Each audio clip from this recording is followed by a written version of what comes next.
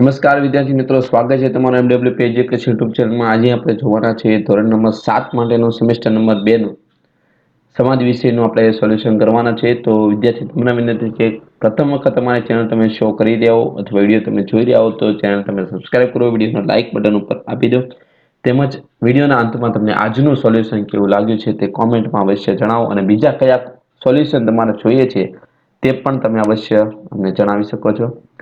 તો ટૂંક સમયમાં આપણે બીજા પણ સોલ્યુશન તમને સજેસ્ટ કરતા રહીશું। તો જોઈએ પાઠ નંબર 5, આદિવાસી એટલે કે અનુસૂચિત જનજાતિઓ। તો એમાં પહેલા આપણને વિકલ્પ આપેલો છે કે આદિવાસીઓને કયા આવશે? શિકારી અને પશુપાલક તરીકે પોતાનું જીવન નિર્વાહ કરતા હતા। સમકાલીન ઇતિહાસકાર અને મુસાફરી વિશે બહુ ઓછી જાણકારી આપે છે, તેમાં આવશે બી, જનજાતિઓ। નેક્સ્ટ છે વર્તમાન ઇતિહાસકારો જનજાતિ ઇતિહાસ લખવા કાવ્યનો ઉપયોગ કરે છે, તો કે મૌખિક પરંપરા। આદિવાસી સમૂહ માટે શું સાચું છે? તો પ્રાકૃતિક પ્રેમી અને પ્રકૃતિ સન્મંતર। 13મી-14મી સદીમાં પંજાબમાં કઈ જનજાતિ મુખ્ય હતી? તો એની અંદર આવશે ખોખર અને ગખ્ખર। પછી ઉત્તર પશ્ચિમ ભારત બચોલ જનજાતિ, અને પશ્ચિમ હિમાલયમાં તો કઈ આવશે? ગદ્દી કડરિયો।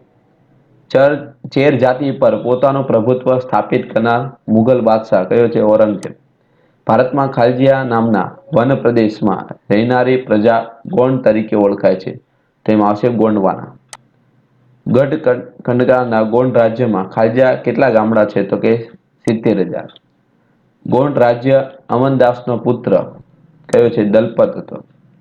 ખાલજીયાના નેતૃત્વ હેઠળની મુઘલ સેના દુર્ગાવતીને હરાવી, તો આસિફ ખાન। ગઢકંટગા રાજ્ય ખાલજીયાના વેપાર દ્વારા પુષ્કળ ધન કમાતું હતું, તો હાથી। અહમ લોકોએ ખાલજીયાના જૂની રાજકીય વ્યવસ્થાને બદલી એક નવી રાજકીય સ્થાપના કરી, તો ભૂયા।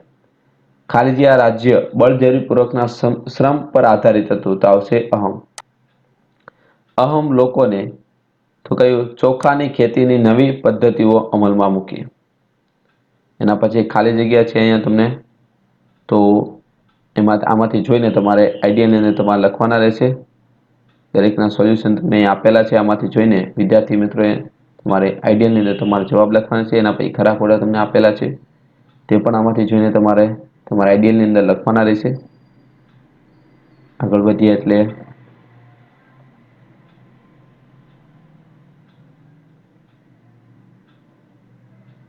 એક બે વાક્યમાં તમને ઉત્તર આપેલા છે। એમાં પહેલું છે અનુસૂચિત જનજાતિ એટલે શું? તો કે ભારતના બંધારણમાં પરંપરાગત સંસ્કૃતિનું રક્ષણ કરતી વિશિષ્ટ આદિવાસી જાતિઓનું અનુસૂચિમાં સામેલ કરેલ છે, અને આ જાતિઓને અનુસૂચિત જનજાતિ તરીકે ઓળખાય। બીજું છે ભારતમાં આદિવાસીઓએ કઈ બાબતમાં પોતાની આગવી ઓળખ ઊભી કરી છે? તો વિવિધ ઉત્સવો, રૂઢિ પરંપરાઓ, ખોરાક, પહેરવેશ, બોલી, ચિત્ર, સંગીત, નૃત્ય કલાઓ, આ બધી બાબતમાં। એના પછી આદિવાસીઓ પર સૌથી વધુ અસર કરતા પરિબળ કયા છે? તો કે જંગલ અને પ્રકૃતિ આદિવાસીના જીવન ઉપર સૌથી વધુ અસર કરતા પરિબળ છે। સામાન્ય રીતે આદિવાસી ક્યાં નિવાસ કરતા હતા? તો આવશે જંગલો, પહાડ, રણ, દુર્ગમ જગ્યા ઉપર। જનજાતિ સમુદાય શેમાં શ્રદ્ધા ધરાવે છે?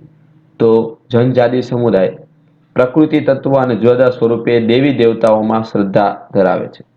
કયા કારણોને લીધે નવા કલા કૌશલ્ય ધરાવતા લોકોની આવશ્યકતા ઊભી થઈ?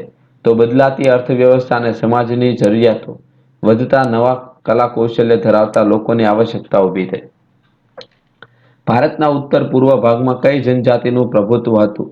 તો નાગા, કુકી, મિઝો અને અહોમ। મુંડા અને સંથાલ જનજાતિના લોકો ક્યાં રહેતા હતા? તો કે બિહારમાં, ઝારખંડ ઉપરાંત ઓડિશા અને બંગાળમાં। ભીલ સરદારોના રજવાડા ક્યાં હતા? તો કે ગુજરાત અને મધ્યપ્રદેશમાં।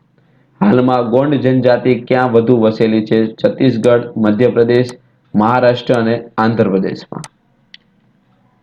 આગળ વધીએ એટલે 11મો, ગોંડ જનજાતિના દલપતે કોની જોડે લગ્ન કર્યા હતા? તો દલપતે મહોબના ચંદેલ રાજપૂત રાજાની પુત્રી દુર્ગાવતી સાથે લગ્ન કર્યા। અહમ લોકો ક્યાં વસ્યા હતા? તો કે અસમની બ્રહ્મપુત્ર નદીના ખીણના વિસ્તારમાં। પાઈક કોને કહેવાય છે? તો કે અહમ રાજ્યના જે લોકો પાસે રાજ્ય માટે બળજબરીથી કામ કરાવાતું હતું તે લોકોને પાઈક કહેવાતા. અહોમ જનજાતિના પુરુષો કયા કાર્યો કરતા હતા? તો પુરુષો યુદ્ધના સમયે સેનામાં જોડતા, જ્યારે અન્ય સમયમાં ખેતી અને સિંચાઈ, જરૂરી વ્યવસ્થા જેવા સાર્વજનિક કાર્ય કરતા. શરૂઆતમાં અહોમ લોકો કોની ઉપાસના કરતા હતા? તો શરૂઆતમાં અહોમના લોકો જનજાતીય દેવતાઓ એટલે કે પ્રકૃતિના દેવતાઓની ઉપાસના કરતા. રાજા દ્વારા કોને જમીનનું દાન આપવામાં આવતું હતું? અહોમ રાજા દ્વારા મંદિર અને બ્રાહ્મણોનું જમીનનું દાન આપવામાં આવતું હતું. આગળ વધીએ હવે નેક્સ્ટ હવે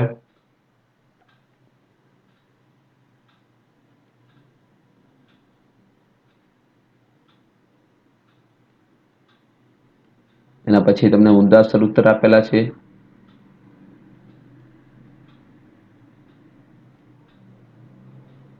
ચલો જોડકા જોડવાના છે. એમાં પહેલું જે છે ગટકંડકા, તેમાં આવશે ઈવ એટલે કે નાના કુળોમાં વિભાજિત. બીજું છે વર્ષાસન યાની કે એફ, ડાંગ દરબાર. શ્રમિક એટલે કે પાઈક. અમનદાસ એટલે કે સંગ્રામ શાહ. ખોખર જનજાતિ એટલે કે પંજાબ. વિદ્યાર્થી મિત્રો, આ તો આજનું સોલ્યુશન. હવે નેક્સ્ટ વિડીયો લેક્ચરમાં આપણે આના પછીનું સોલ્યુશન જોવાના છે, તો તેના માટે તમે ચેનલને સબસ્ક્રાઇબ કરો, જેથી યોગ્ય સમયે વિડીયો લેક્ચર મળતા રહે. Thank you. જય